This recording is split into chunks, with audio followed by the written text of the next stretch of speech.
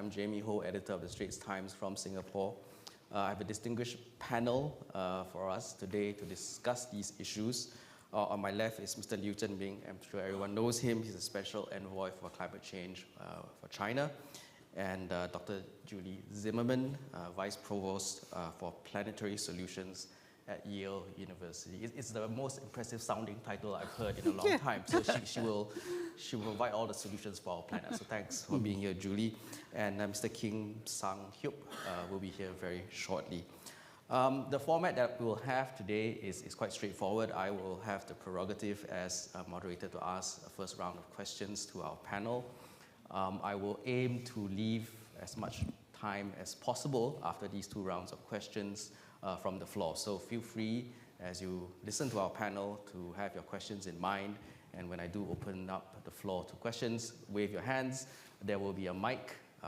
Wave as hard as you can because there are lights in our eyes and I may not see you in the first instance. So I will start off first with Mr. Liu. And when we talk about climate leadership, or just about leadership on any global issue these days, it's hard to get away from talking about the role that the United States and China can play individually and together. So I'm going to start the discussion going by asking Mr. Liu to sort of bring us back to as recently as last month when he met Mr. John Podesta, his counterpart from the United States, and to bring us through sort of the areas of convergence that he may have found with Mr. Podesta, looking forward especially to COP29 this year, as well as how he thinks China is going to be able to work with the United States and other partners like EU in, as Kim Hui suggested, in an increasingly complex and competitive world. And finally, the million-dollar question as well, in terms of, as we know, there's another big event happening in November this year besides COP29. It may come before COP29. And what countries like China, and I suppose everyone else, might be doing and thinking about preparing themselves for an eventuality that may go either way in November, and how that may affect our thinking on climate action. But with that, Mr. Liu, could I turn the floor to you? Thank you very much. Thank you, Jimmy, for the opening of this dialogue. I think I'm so honored to join you. Dear colleagues, I think it's not so comfortable to sit in a studio like this one, because we cannot see you. All the darkness. Yes. Yeah. Actually, this year marks the 30th anniversary of the entry into force of the UNFCCC. I think that over the past 30 years, international cooperation on addressing climate change is not very good, I can say. Because I think that that's why but for this climate change cooperation, actually, this is a process mainly between developing countries and developed countries.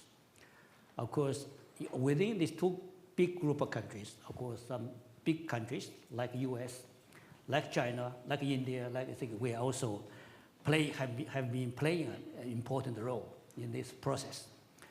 Of course, I think that China-US cooperation in the process have been focused around the globe. Because I think we are the two largest economies in the world.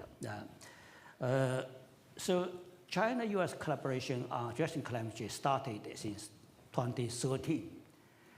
So the cooperation between two big guys have been roughly good, especially when the Democrats in the administration in the United States. I think that you cannot be in Obama administration, China, US will help and collaborate each other.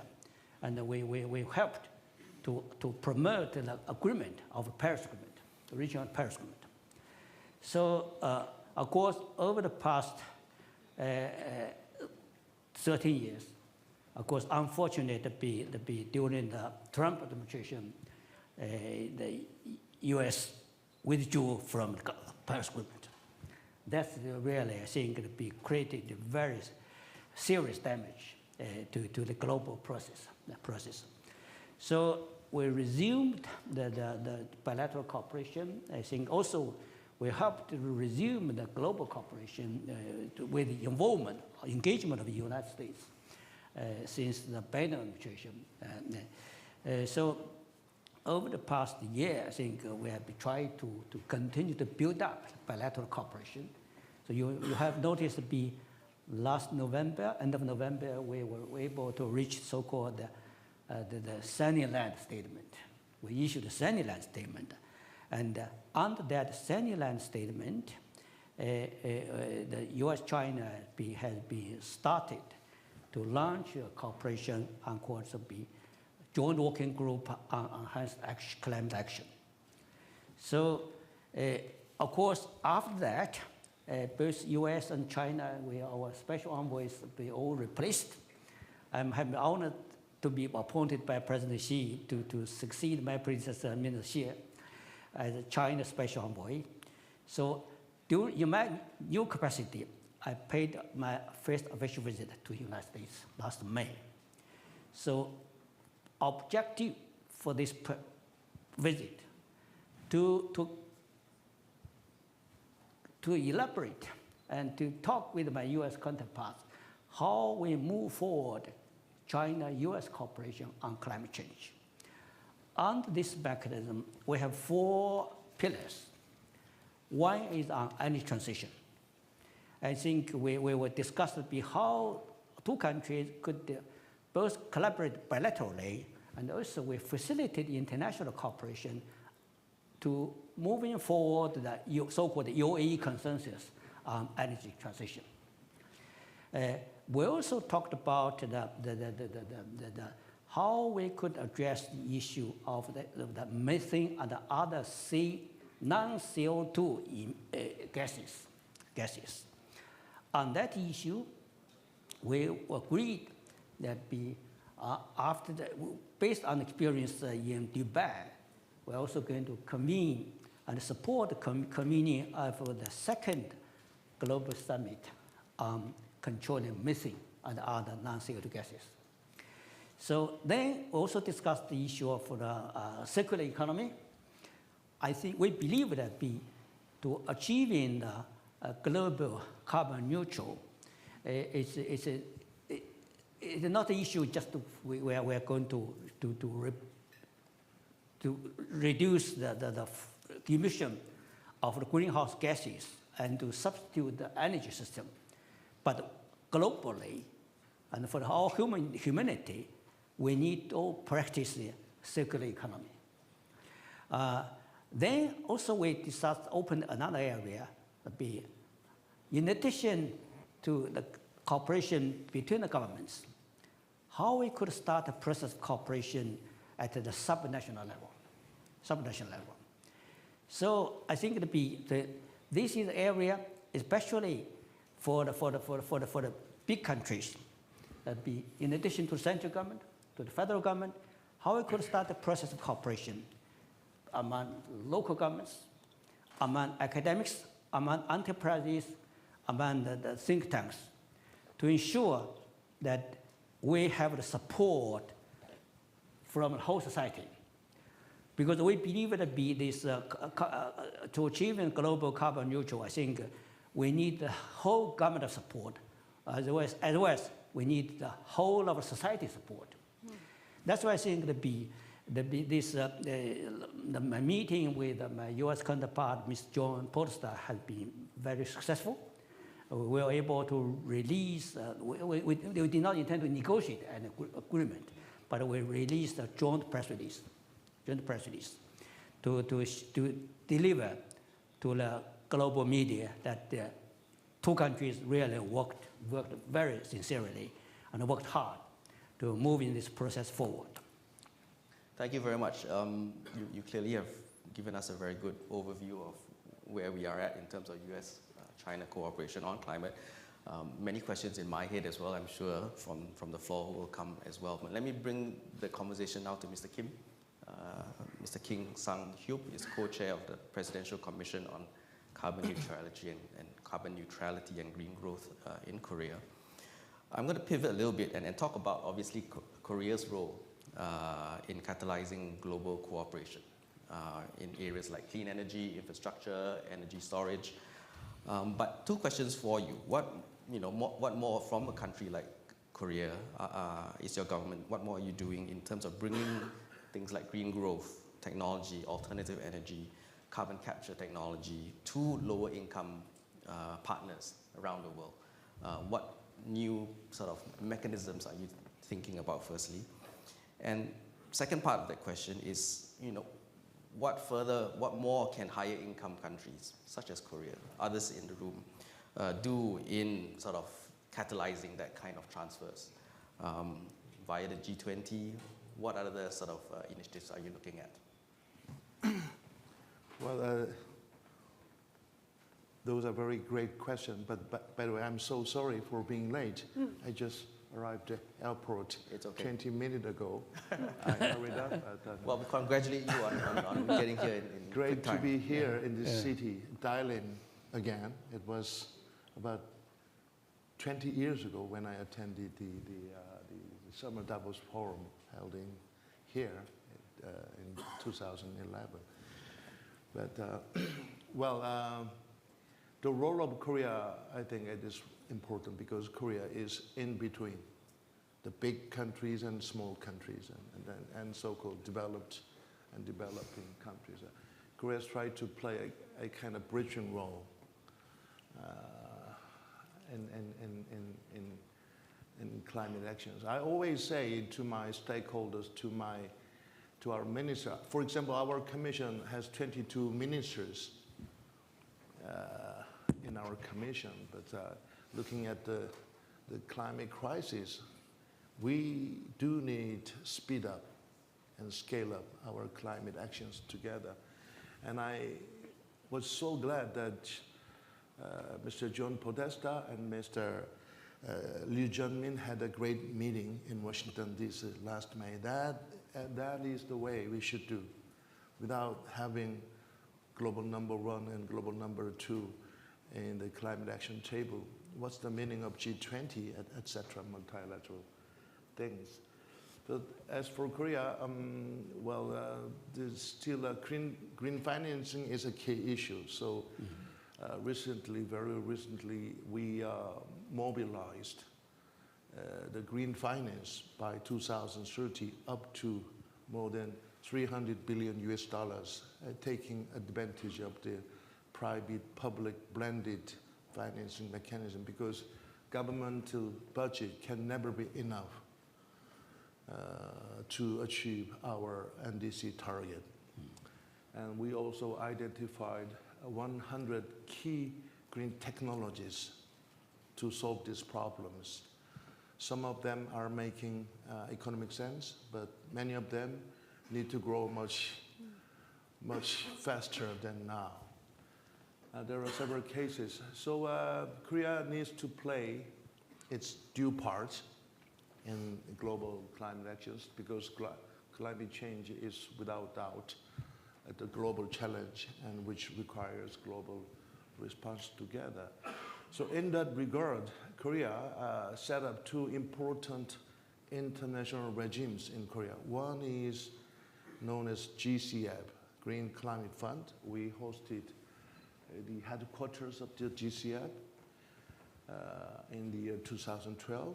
And in line with that, we also set up also very important strategic international organization, which is Global Green Growth Institute. That is to support the green and low carbon transition of developing and underdeveloped countries. Korea now has 48 member countries. Half of them are developing countries. Half of them are kind of contributing countries. So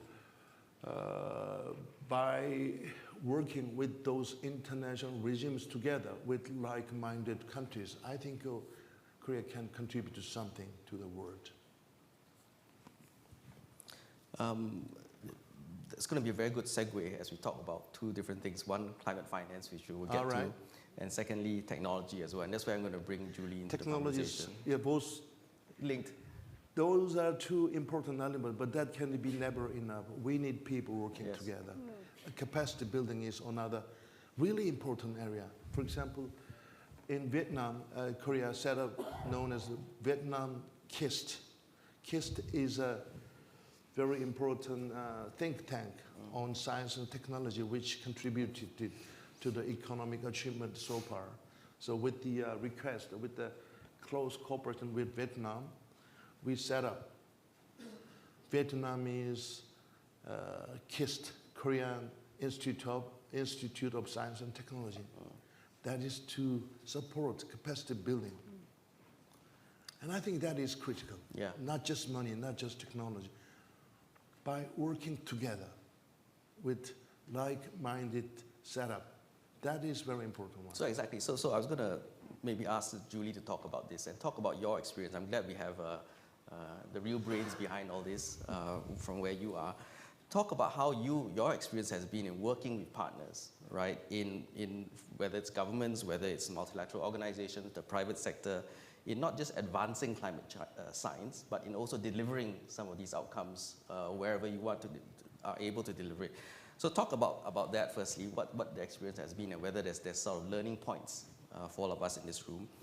And then as well, firstly, are you going to be at COP? Second, and as well as that, are you going to see a different kind of role that you and your colleagues will be able to play down the road in terms of talking about climate science, real solutions in platforms such as COPs in the future?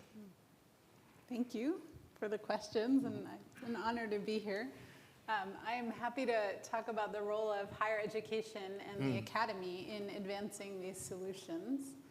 So I am at Yale University. We have many partner universities around the world. And the idea is to think about what is the role uniquely for higher education, different than the private sector, different than government, and different than NGOs.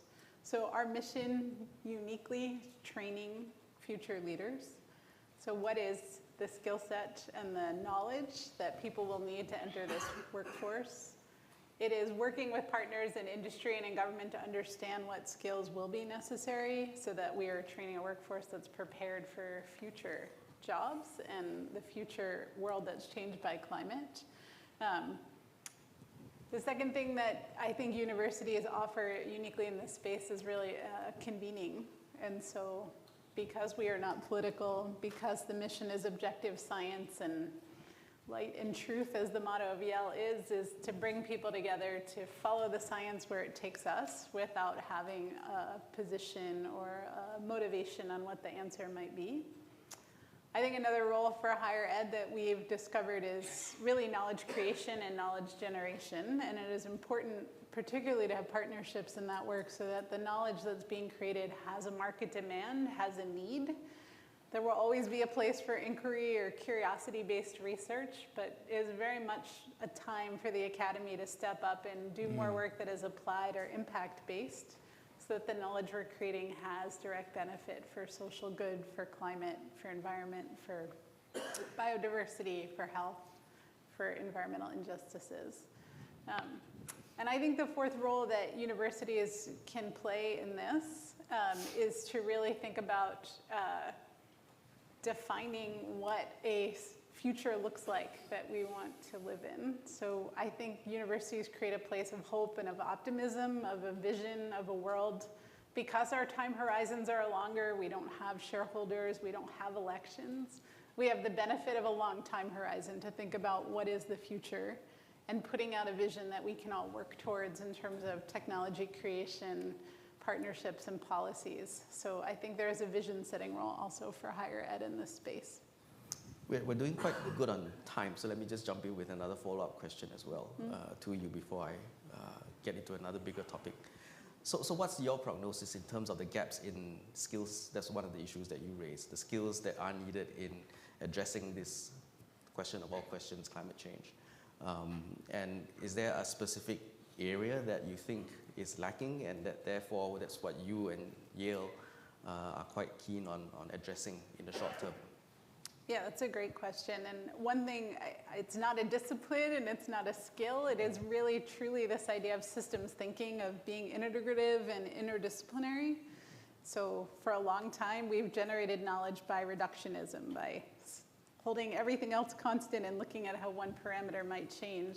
But in doing that, we've missed feedback loops, we've missed interconnections, and so training people not just to have deep knowledge in an area, but to really understand the systems feedback, the interconnections, and how making a change in one place, whether it's an economic policy or it's a land management policy, has implications on economics, on health, on water, on food.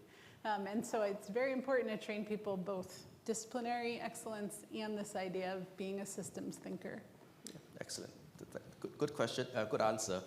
And I think it's probably quite convenient, therefore, that the main thing that ties everything together in terms of system thinking is money and finance, which is what I'm going to talk about now. Mr. Kim suggested that as well.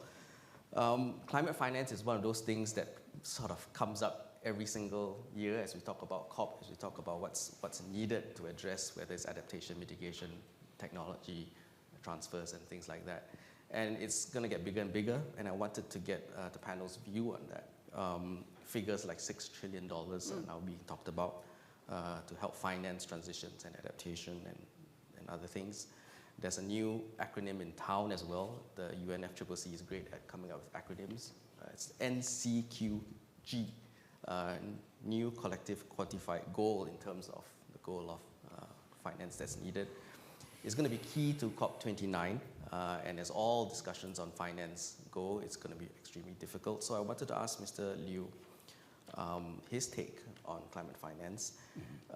Firstly, what is China doing itself in terms of supporting countries in the global south in finance to ensure their ability to transition?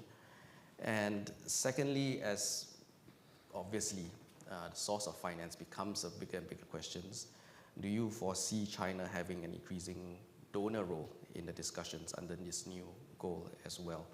And finally, what are your expectations and what's your hope in terms of what COP29 at least bare minimum needs to deliver on climate finance? Thank you, Jimmy, for the question. I think let me start by clarifying that about the issue of donor. I think China is not a donor in terms of international legal terms. I think under both the UNFCCC and the Paris Agreement, again, donor country refer to the developed country parties.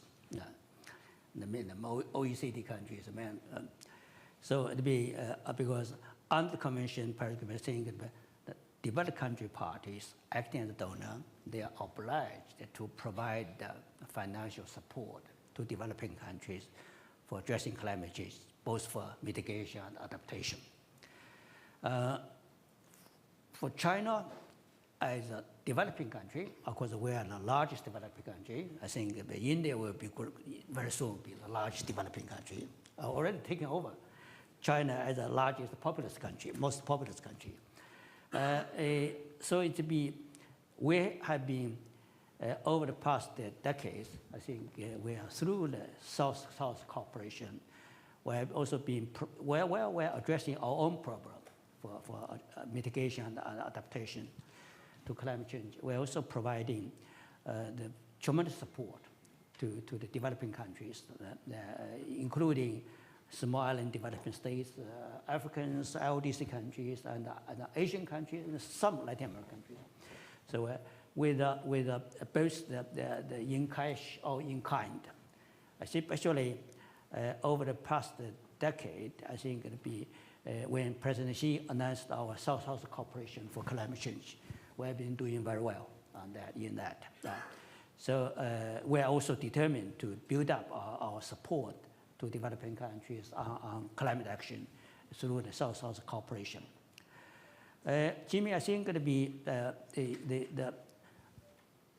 after COP28 on agreement for the global energy transition, I think that's really a monumental achievement at the COP28 in Dubai. So now, globally speaking, I think all countries are getting into the process for energy transition. Energy transition, it means that we, the human beings, started the process of decarbonization process, because we are obliged, we are committed to achieve the global carbon neutral around the middle of the century. This is a very challenging process because it calls for huge amount of investment for the substitution and the replacement of the current energy system.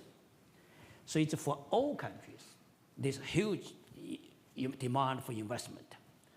Of course, I think for developing countries, I think that because they be without international support, they will not be able to achieve this goal for energy transition. For China alone, to achieve our carbon peaking before 2030, our estimated demand for investment for the renewable energy and for other clean energy account for roughly $8 trillion. 8 trillion. If we want to achieve our carbon neutral before 2060, as announced by President Xi, our also estimated demand for the investment in renewable energy and clean technology account for around $20 trillion. It's a huge amount. I know that even for the World Economic Forum, they have a calculation that without China, even among other developing countries, emerging economies, think annually, the demand for over $1.5 trillion for investment annually. So where did money come from? Of course, first, we're expecting for the continued support from the developed country parties. That's why we think the international cooperation is on high demand. At the same time, we also need to mobilize all sources of support for this global process. That's why to achieve agreement on the so-called new collective quantified goals at the forthcoming COP28 would be critical. We must ensure that there would be such agreement at the COP29 in Baku. But I know that the recent negotiations took place at the two subsidiary bodies of SBI and Substar in Bonn had been not very successful. I think they made some good progress, but not so very substantive. I hope it be over the forthcoming months before COP29 opens, really parties really could really find the way, find the innovative way to reach an agreement on this approach. If in the international community going to fail to reach this agreement, it means we are going to set back. It will be set back for this global process for energy transition. We must ensure that this will be a success in Baku. I think for China, Jimmy, you asked my question what China going to contribute to this. I think that first, if China could resolve its own financial problem for this 8 trillion and 20 trillion, it would be a great contribution to the global efforts. Second, we are going to continue to support the multilateral development banks in their efforts for the investment in the climate action. So I think we are going to continue our support to other developing countries through the South-South cooperation. So, but anyhow, I can announce it. China will not be the donor like the OECD countries. Thank you. Okay, thank you. Mr. Kim, now, Mr. Liu mentioned the need to mobilize all sources of support. Yeah. And therefore, from your perspective, talking about the roles of the GCF, as you mentioned, the DGGI, as you mentioned, they were, I would imagine, conceived in a different time, and the scale of support that's now needed is something of different orders from as recently projected not very long ago. So what more can be done from these institutions, from your perspective, to be able to contribute to this global effort? Well, firstly, the expression donor itself makes many countries a bit uncomfortable. So instead of expressing a donor, we prefer to be called contributor, something like that. In that regard, we need to do our best to mobilize every possible all sources of contribution as much as possible. But it is the UNFCCC, the international climate regime, that made this kind of dichotomy between Annex 1 and non-Annex 1 countries, and between developed and developing countries. Under the international legal system, China and Korea has no obligation to contribute money to this regime. But so we must fix this kind of dichotomy as soon as possible. And we now have launched the Paris Agreement, which is a really universal governance system. But as Korea is trying to do its due part. For example, Korea has increased its ODA, especially green ODA, more than 30%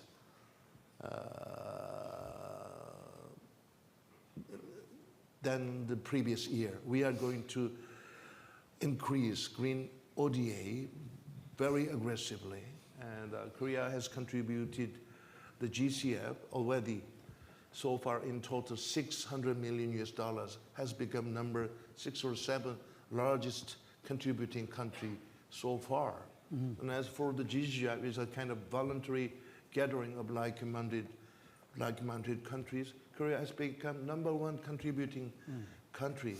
So that should be based on kind of voluntary will when we talk about mobilizing all sources of finance, all sources of contributing countries, and besides the key topic, I do agree the new quantified collective goal for green finance is absolutely important in the coming COP29 in Baku, Azerbaijan. But there's another important agenda. That is, how can we finalize the rule book of the famous Article 6 of the Paris Agreement? Because Article 6 is so important because it is encouraging internationally cooperative mechanism known as ITMO, Internationally Transport Mitigation Outcome. So actually last year, I wish I could come here last year, but last year I had to attend a very important meeting, having several important countries, for example, Bangladesh, and Uzbekistan, Ghana, etc. Many countries have shown deep interest in being a partner of a kind of ITMO mechanism. So, but we have not finished our work yet. We have not finalized the so-called rule book of that Article 6. If we can have that, we can increase in-depth international cooperation with proper source of finance. Yeah. Okay. Thank you very much, Mr. Kim. We're just running into the Q&A. I want to make sure that I have enough time for questions from the floor. Julia, otherwise I'll ask you a question, but I'll spare you for now to see if we have questions from the floor. So please raise your hands and we'll get a mic to you. There's a gentleman in front, if we could get a mic to him.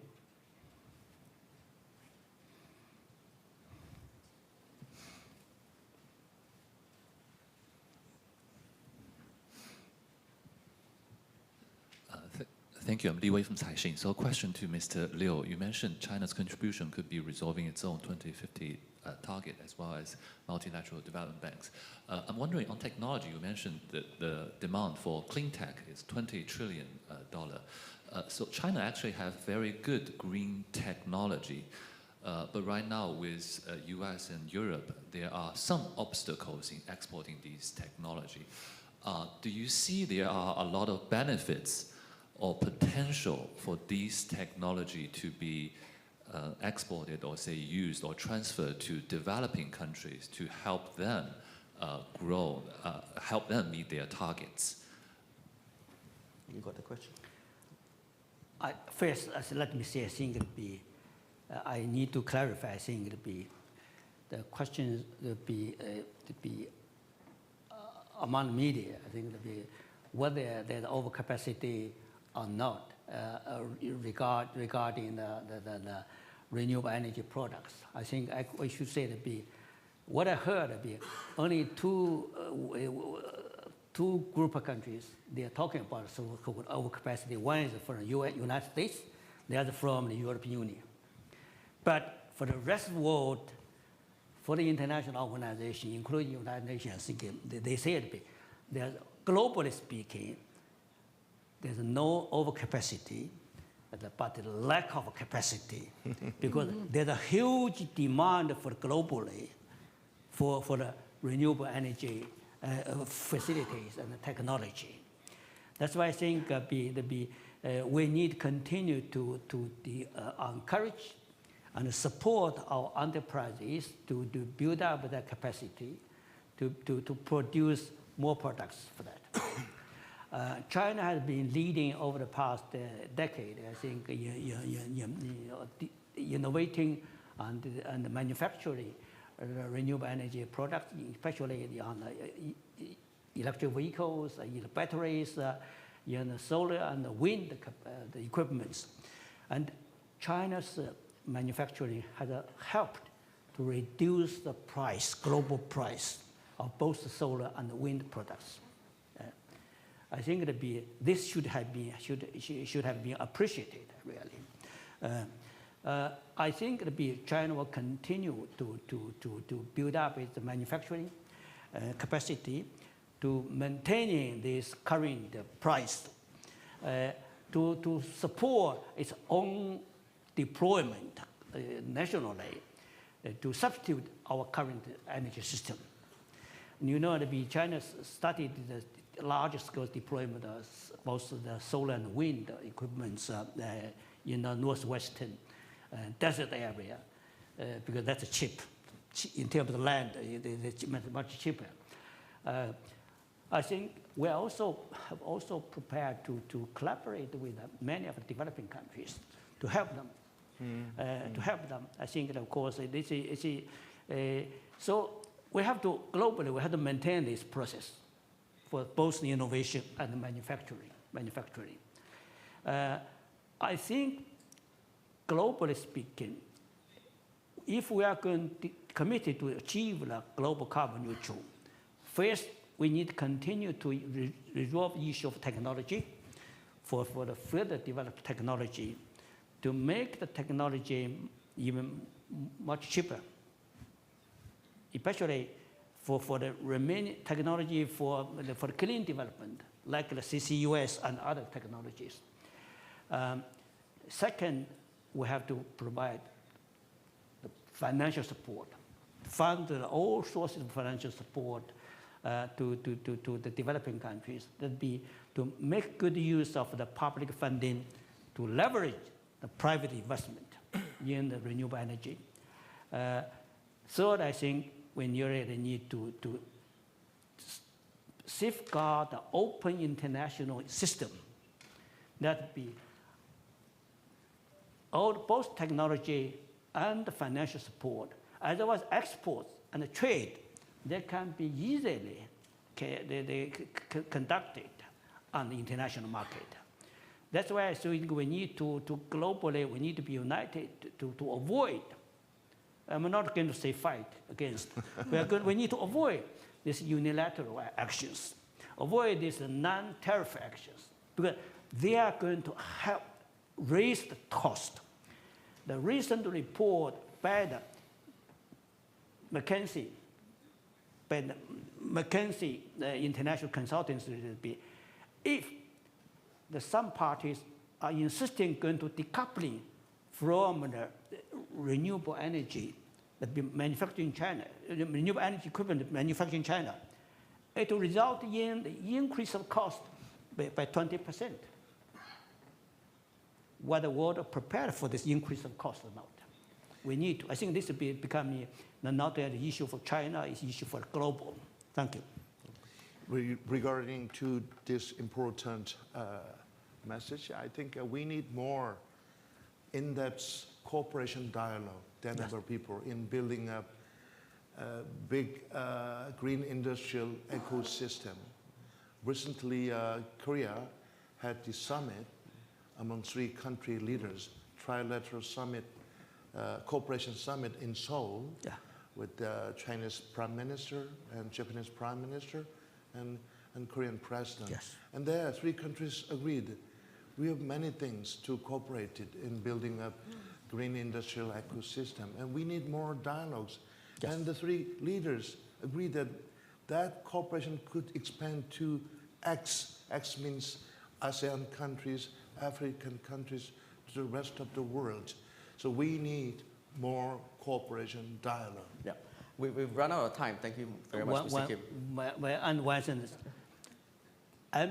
We're having this meeting in China, in Dalian. I want to say that we, the Asian countries, we have a huge challenge for energy transition. Because we consume, Asian countries, we consume over 80% of the global coal. We have to achieve this energy transition for the global benefit. We need global cooperation, we need a regional cooperation. Yes. I fully agree Without with doubt. Mr. Kim. Thank you. Yes. Unfortunately, we have no more time for questions from the floor, and I'm going to just end this session with one question for each of the panelists in terms of what really are the must-haves for COP29, and what are the 1 or 2 risks that we face in reaching those key goals from COP29. I'm going to give the floor first to Julie Zimmerman. Please speak maybe on behalf of your students and from, the scientists and academics of the world. What do you want the policymakers of the world to get right in COP29? I think it is important for COP29 to come out even more forcefully for the energy transition. That's right.